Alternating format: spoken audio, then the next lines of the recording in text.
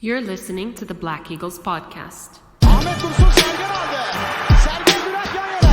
Sergen Bülent. Sergen. Yanında Süper var. Süper'e doğru attı. Süper gitti. Süper topu aldı. Sergen aldı. Gol! Gol! Sergen attı. Sergen attı. Şampiyonluk geldi. Sergen attı. Şampiyonluk geldi. İbrahim'in pası. Zuma. Şimdi Ahmet. İkinci gole gidiyor Beşiktaş. Ahmet.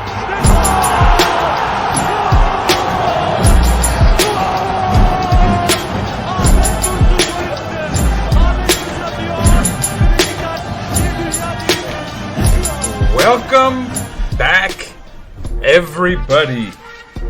Episode 190 of the Black Eagles podcast. I'm your host, Sinan Sporting, live from a rainy, sort of chilly New York City, naturally. Back again, staying punctual, you can say that much. Lots of episodes lately, obviously. Lots of matches. Lots of Beşiktaş. But so, of course, the result is, of course, you get to see, or rather hear, my voice a ton. If you're one of those real loyal listeners who tunes into every episode. This might be a stretch, this one. This might be the one that you don't tune into. Just guessing, perhaps. I'm going to try to keep this one real short. We're midweek. We have another match coming, of course, on Friday against Altay. And then, of course, Champions League next week, so it's just going to be coming hot and heavy. So, I'm going to try to drag us through this one. I'm not collecting any Khan's Corner or Ask Aaron's for this one. I really want to make this one brief, and I'll talk more about that later on, so as to avoid spoilers. All right, first of all, let's talk Adana Demirspor. They historically we've never played them in the Super League, or at least not in sort of normal recorded history.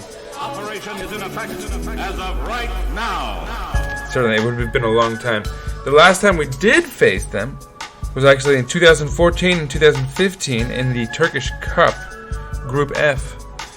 And in our first match, interestingly, Wednesday, December 24th, 2014, for anyone who wants to go that far back, we lost 1-2. It was Timur Uzguz and Abdülkerim Bardakçı who scored for them. Gökhan Töre brought us back a goal, but it wasn't enough in the end for us to overcome. And then we faced them again on Wednesday, January 21st, 2015, same cup. They again made it interesting. They scored an own goal. Abdülkerim Bardakçı. Özgürcan Özcan leveled it, however, for them until, it would go downhill for them. Dembaba would score to make it 2-1. Atinç Nukan 3-1. Cenk Tosun 4-1. And that would be it for that match. So anyway, we've split it with them. Granted, we were talking 5-6 years ago, so not too much to draw from that, I think we can say safely. 6 or 7 years ago, rather. So what is probably worth mentioning, I guess, is Adana Demirspor's current form. They were distinctly a mid-table side, down sort of in, I think, 14th place or something. They had drawn their first match against Kayseri 1-1, drawn Konyaspor 1-1, lost to Fatih Karagümrük 4-0, beaten Rizespor 3-1, that was coming into our match, I suppose. That's all there is to it. I actually missed their first match, which was a loss to Fenerbahçe in the first match day of the season, 0-1 at home. I mentioned this last episode, but they looked the much better side for a good portion of that match. So they were a side. Obviously, they had just gotten their first win of the season, coming into this match against Rizespor, who have stunk up the league thus far, to be fair. But nonetheless, they'll feel like perhaps they're resurgent. They will certainly want to keep their form going against the likes of Beşiktaş and a number of big names on their side who would probably want to establish themselves in a match like this. Lineups: Ersin Destanoğlu in our goal, of course. Francisco Montero on the back line with Wellington, who is back. Good news. Rosier also back on the right side of our defense, with Rıdvan Yılmaz on the left side. Joseph de Souza in the back of our midfield with Miralem Pjanic and Ozan. A little surprise, perhaps. Ozan Özyakup starting in the middle of our midfield. Kyle Larin on the left side, Rashid Ghezal on the right, and Batshuayi up front. For them, no Balotelli. I think he was being given a bit of a rest with the midweek match. He's not so young anymore. Asom Balonga would start up front for them. I'll start on the back, sorry. Ferhat Kaplan from the back. Simon Deli. Samet Akaydin are on the back line. Jonas Svensson on the right back. Yoher Kadim Rasoul, a Senegalese left back. Benjamin Stambouli, the French midfield. I think he's actually a central defender, but playing in their midfield, whatever.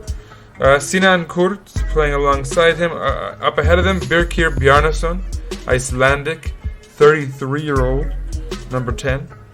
Matias Vargas playing alongside Okwuchukwu Eze, the two wingers for them. And Brit Asombalonga, Congolese striker, 28-year-old. So those would be the lineups. The only surprise, perhaps, being that there was no Balotelli, maybe perhaps Gökhan Inler. Some might have expected to see him. Perhaps even Tarek Chamdal. That's a name some might recognize who follow the Super League. But anyway, besides that, no real shocks. Certainly not on our end, I don't think, given injuries and whatnot. Which I think pretty much is all there is to say about that. Let's talk about the match itself. First 20 minutes, real back and forth. Very tentative on both sides. Nothing really definitive, you could say. We looked like we were probably going to settle and start to look the better side, because neither side was doing anything particularly dangerous, but I think we certainly had much of the ball.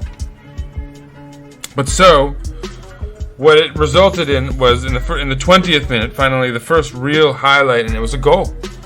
Rıdvan, sort of deep on the left side, would find Ozan, who would sort of ping it real quickly to Pjanic. Ozan, by the way, came out rusty, but settled into the match and looked good for quite a while actually in this one.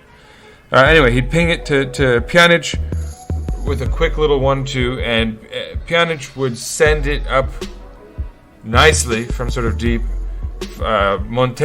Francisco Montero would his head would find the ball.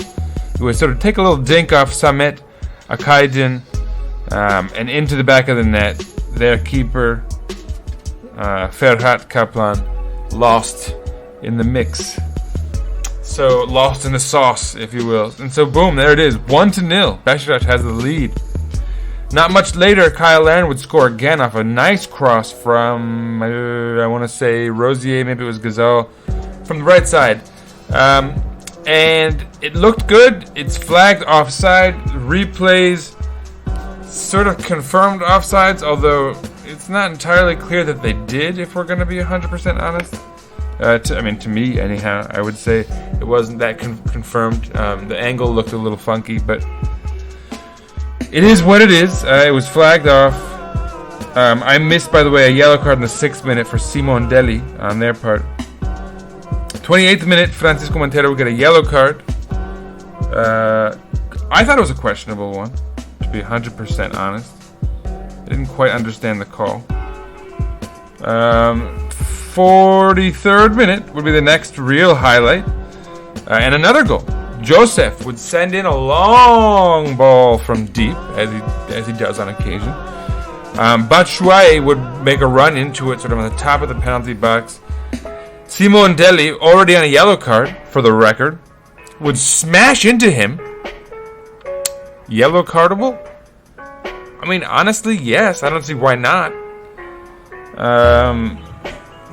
I guess perhaps the logic is they didn't really call the foul. They call it a goal because Josef's ball just went straight in.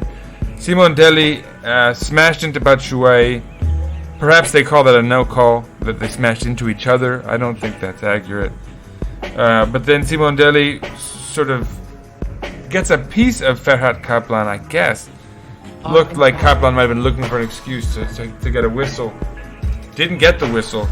Josef is credited with his first goal of the season. He'll take it. 2-0. And we'd go into the half, just like that. And so at the half, we have a 2-0 lead. We're feeling good. Hard to imagine much good going against us at this point. We really took command of this match after the 20th minute with that goal. We reacted really well. They did not react well to that. Anyway, no subs for us at the half. For them, Yunus Akgün would come in for Okuchukwu Eze.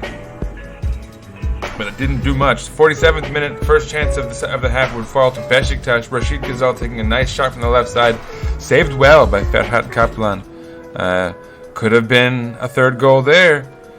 But wouldn't take long for that third goal to arrive. 52nd minute, Ridvan Yilmaz assisted by Rashid Ghezal.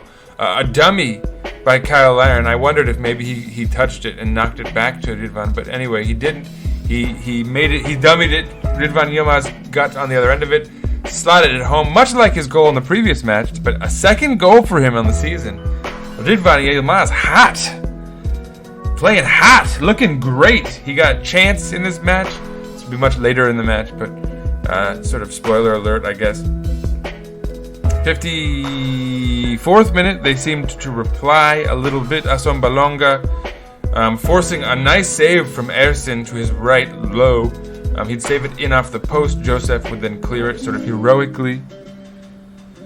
59th minute, however, with a yellow card to Wellington and a foul right at the edge of the box, referee Ali Palabiyik would set up our defensive line like 12 yards back. And this sounds, well, I'll talk about this in a moment. Anyway, without going too much into it, Matias Vargas would queue up a free kick, a goal, 3-1 in the 60th minute. After that, a yellow card for Valentin Ozier for complaining about that free kick because they had been lined up so far back. Mysteriously, no one quite understood why. A number of Beşiktaş players were complaining about this, actually, which is worth noting, I think. 65th minute subs. Kenan Karaman came in for Kyle Larin. Salih Ucan for Miralem Pjanic. Atiba Hutchinson came on for Ozan. 67th minute, Mario Balotelli came on for Benjamin Stambouli. Gökhan Inler for Sinan Kurt. 77th minute. That was 10 minutes later in the 77th minute that Gökhan Inler came in. Also, Gökhan Töre came in for Rashid Ghezal.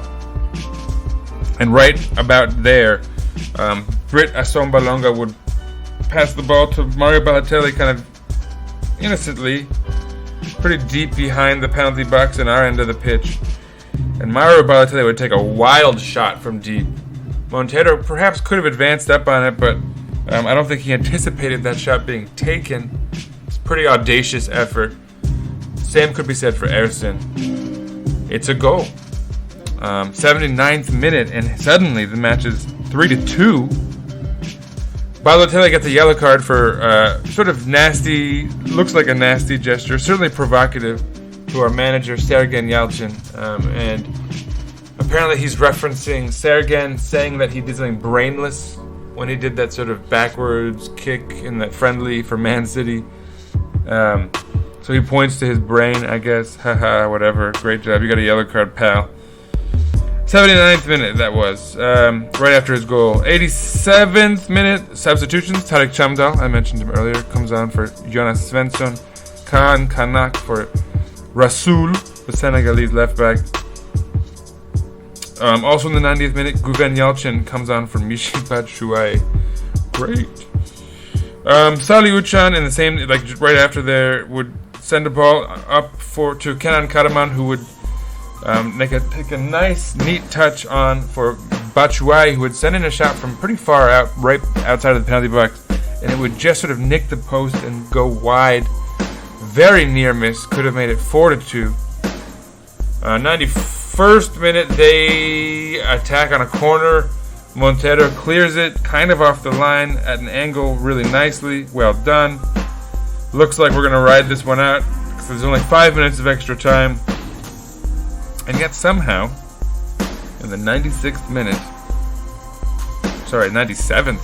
officially, another corner would come to Balotelli, who sort of springboards himself off of Francisco Montero. No foul. Okay, whatever. He would head it down. I mean, the right header, to be fair, but I mean, barring the obvious foul, you'd think. But okay, whatever.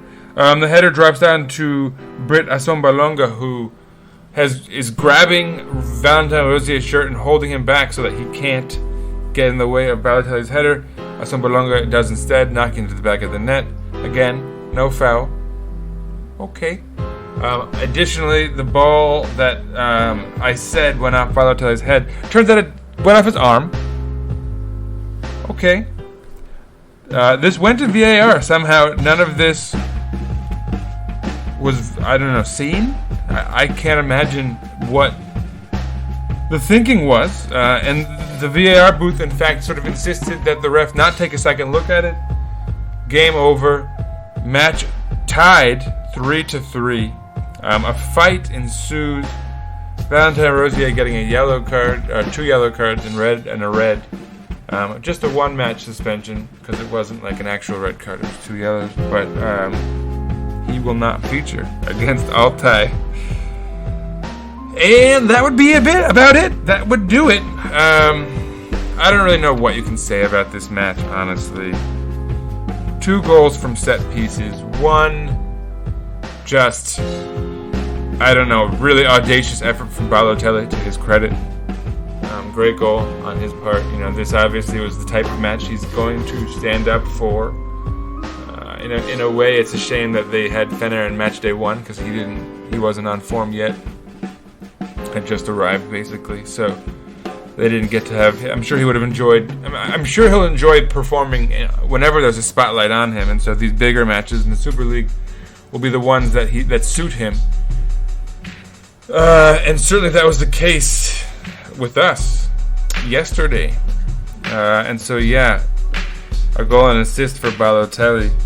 And again, he only entered the match in the 67th minute, so. He'll be pleased with his output, obviously. We are not pleased with our output. Now, again, I mentioned the first yellow to Valentin Rosier came after he was arguing with the refs about the wall being set up on Matias Vargas' goal on the free kick. And it was clearly set up way beyond where it was supposed to be. A number of players were complaining. So it's not like it was like sour milk or whatever you call spoiled peas. I forgot the expression suddenly. But, this was something they were legitimately arguing at the time, even though it was just going to make it 3-1, because it was ridiculous. Ali Palabajik is a ridiculous human being. It shouldn't come down to refs. Like, we let them score 3 goals, right? Like, we had a 3-0 lead. Our set play defending has to be better, I suppose you could say, or our reaction to stress or pressure. That's always been a sort of problematic aspect of our defense. They are our strength and our weakness, and whenever the pressure's on, they have the ability to kind of, brain fart, right? Just kind of collapse under pressure. Again, I don't really want to blame even the defense too much, because, really, right, set pieces, questionable ones at that, with fouls a miss. That third goal, obviously, there was 3 obvious fouls that they just didn't seem to want to call. So that's that. Vargas as well, very questionable as far as the wall being set up so far back. I don't know. It's a point, right? At least it's a point. We didn't drop all 3 points. Is the perhaps silver lining, I guess. Adana Demirspor as a side that will probably take points off of our rivals as well at some point later on this season. So we can take heart from that. Our rivals have all lost points already elsewhere. So, there's some positives here, I guess. But, you don't like to collapse like that. You don't like to have a 3-goal collapse, even if all 3 goals are kind of weird. Anyway, let's talk about some statistics quickly. Beşiktaş had 63% of the ball to their 37, 13 total shots to their 12, 13 chances created to their 11, 1 big chance to their 1, 505 accurate passes to their 270, and an 86% rate to their 78%. We're allowing our opponents to pass much more and much better recently, which I don't like. Perhaps that's our opposition too. Excuse me. We conceded 14 fouls to their 13. We had 5 corners to their 6. We were offsides once to their 0. So again, we had 13 shots to their 12, 4 off target to their 6, 6 on target to their 4. We had 3 of our shots blocked. In the defense, they had 2. 8 of our shots were inside the box to their 5. Let's talk individual stats, shall we? And I'll go over. So the sort of really highly rated players were Matias Vargas, Ridvan Yilmaz, in this order, by the way, Rashid Ghazal, and Mario Balotelli. The very good players, 7.5 and above, are from top to bottom: Miralem Pjanic, Francisco Montero, and Brit Assombalonga. Oh, and Joseph de Souza, excuse me. And then good are Wellington and Michi Batshuayi. And then from there on, it's so everyone falls off. So that's sad. I guess I have to talk about like a man of the match. I'll give it to Ridvan Yilmaz. He is obviously the silver lining this one. Our young gun is performing at a very high level. His form is back. You love to see that. He got his chance in the stadium, which he must have loved. I'll go over his stats real briefly. He played all 90 minutes, a goal and an assist, a goal on 1 shot too. He had 48 accurate passes at an 87% rate. He created 2 chances.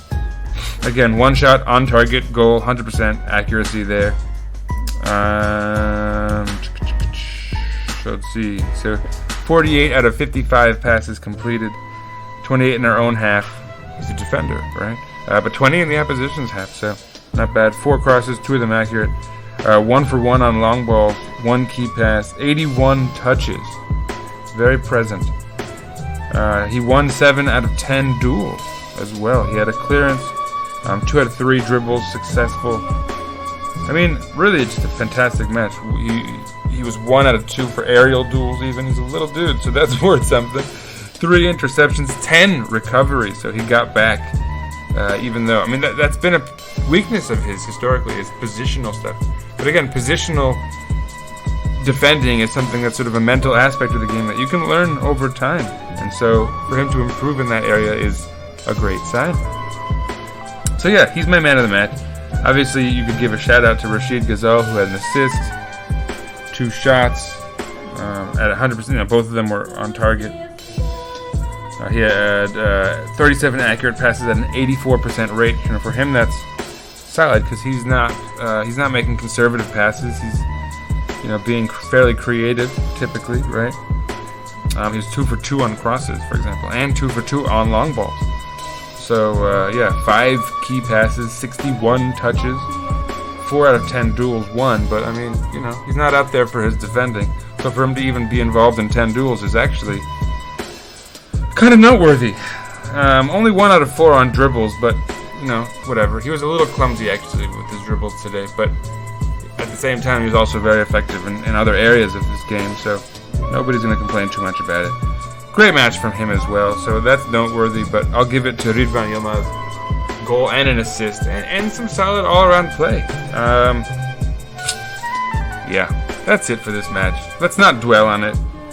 I guess briefly I'll mention that we do sort of for some, maybe a very short window, briefly we are in sole possession of first place. 6 matches played, 4 wins, 2 draws, still undefeated. 14 points, 8 goal differential, plus 8 rather. So Trabzon has a game in hand, of course, but they're a point back. They will be playing Konyaspor on the road on Thursday. Thursday, September 23rd. So, you know, for what it's worth, that's a tough one. Should be a tough one. Besides that, I guess it's all right. Let me go into some other stuff here. Altay is in 3rd place. They've played 6 matches as well, 12 points. Fatih Karagümrük in 4th place, 6 matches, 11 points. Konyaspor is in 5th place. So if they were to beat Trabzon, they'd have 14 points and be level with us. Likely still in 2nd place because of the goal differential. A draw would see Trabzon go level with us, and we'd still be in 1st place as well because of goal differential. So a Konya win or a draw for Trabzon and Konya benefit our, holding on to 1st place for a week. It doesn't really matter that much, actually. Beyond that, Hatayspor could have 13 points, Fener could have 13 points, Alanya could have 12, Galatasaray could have 11. So, the most we're going to slip down into is 2nd place.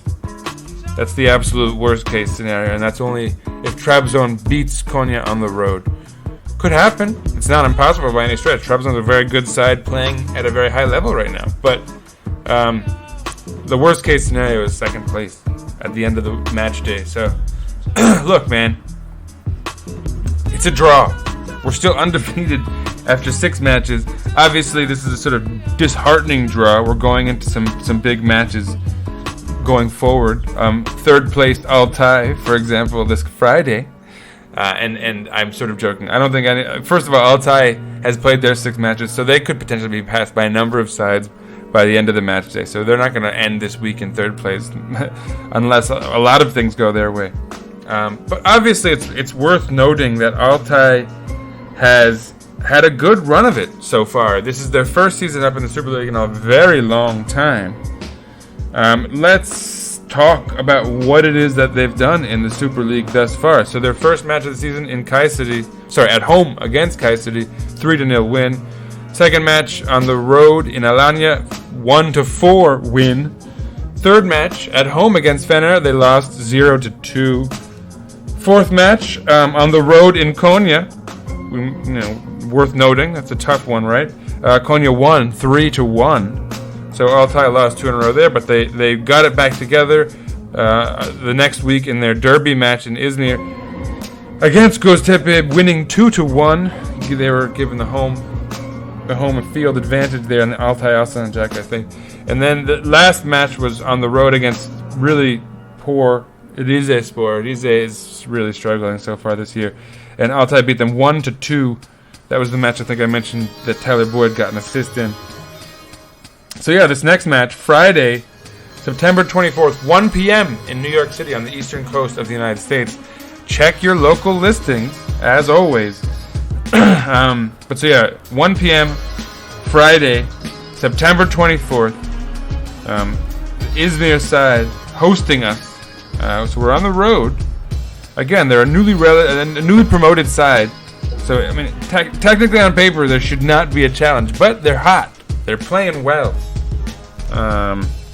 4 wins and 2 losses is not bad, obviously. Much better than anyone would have pegged them for. So, credit to them. I'll go over their regular starting lineup, their sort of average starting lineup, if you will.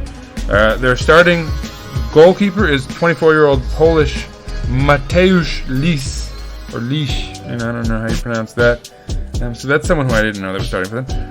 On their back line, 31-year-old Turk Murat Akça and 25-year-old Swede Erik Bjorkan there. Their right back is Cebrail Karayel, 27-year-old Turk. Their left back is 24-year-old Iranian Mohamed Naderi. Interesting, right? The center of their midfield features Zeki Yildirim, 30-year-old Turk. Kali Tiam, 27-year-old Senegalese central midfielder. Sort of number 10 is a Loni Tassiano, 26-year-old Brazilian player, which is, I guess, fairly interesting. I'm not sure where he's on loan from Grêmio, I think. I'm not exactly sure who owns his salary. Perhaps that's like an own loan with an option to buy scenario. Their most common right winger is Leandro Capel, 31-year-old Dutch winger. On the left wing is Erhan Celenk, 32-year-old Turk. And their most common starting striker is Daouda Bamba, 26-year-old Cote d'Ivoirian, who scored 3 goals already this season. Nothing to scoff at. So, could be interesting. I didn't even mention their highest rated player is Andre Biogo Poco. I don't know why he's not part of... He's a central midfielder, by the way. I don't know why he's not part of that prominent starting lineup that I mentioned. Neither is Cesar Pinares, Chilean 30-year-old. He's injured, I believe, but he's also sort of number 10. So he's injured. I don't know what the deal is with Poco. He's their highest rated player thus far this season, but he's not a typical or sort of regular starter for them for whatever reason. But so there you have it. I don't think I typically go that deep into our rivals and sort of analyzing, what it is that they're up to. But, and I see, by the way, that he went to do African World Cup qualifiers, Poco, so perhaps that's why he wasn't featured for Altay for a minute there.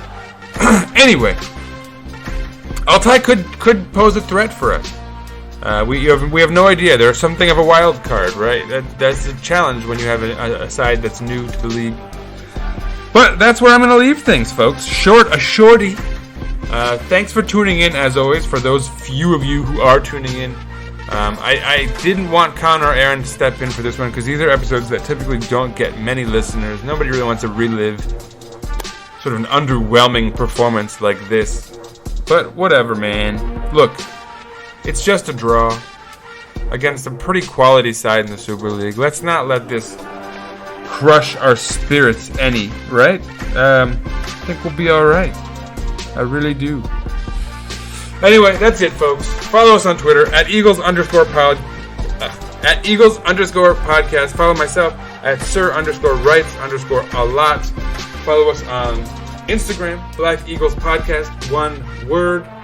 Of course, what would be a Black Eagles Podcast episode without me mentioning Let's go Beşiktaş! It doesn't matter that we didn't get the ideal result. Always Beşiktaş, baby. Şimdi Bobo'nun önüne. Bobo aldı. Bobo girdi. Bobo çok babasın. Çok harikasın. Çok güzelsin. Harika.